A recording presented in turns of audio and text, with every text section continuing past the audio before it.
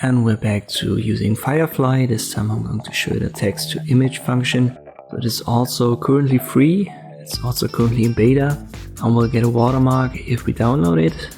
So it's not perfect, and the results sometimes are a little bit glitchy, but by default you see the gallery and you can pick one and just use the same prompt and then play around with that. For example, refresh it and use the very exact same prompt.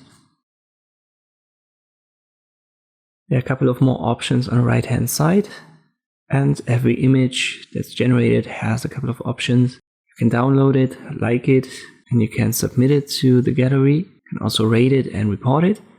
But this one's interesting for editing. You can directly use it and generate a fill, or you can show similar, which is going to create variations.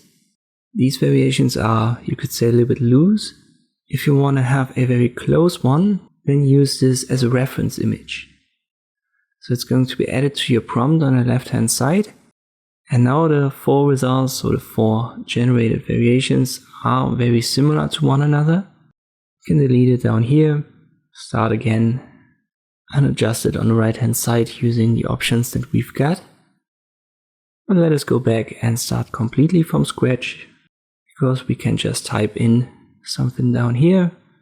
Let us say we want to have a cat eating a pizza while wearing headphones, and we'll generate this.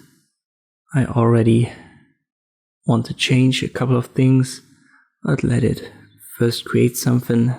Let me go to none, and I want to have white screen. We've got a drop down here if you can't see it for styles.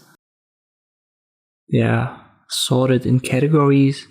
You can pick something here, and now you can see the one on the top left is the most realistic. I want to show similar. As it's not perfect, the headphones aren't generated where they should be. So this is what I mean by glitchy, but that's a problem all of these AI generators seem to have right now.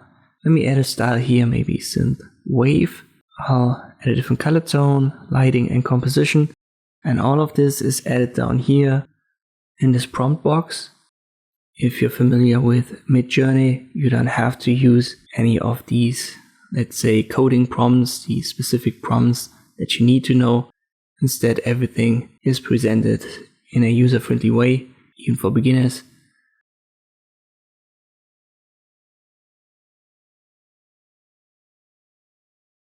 Maybe pick this one as a reference image, and I have the slider, so you can make it more towards the reference or more towards the prompt. As I've said, there's still a watermark when you download it, so there are still some unanswered questions when it comes to the legality, the copyrights of this stuff. But if you use it transformative, it should be no problem for you to use it. And this is all that I wanted to cover when it comes to text to image generation using Adobe Firefly. Thanks for watching, and I'll see you next time.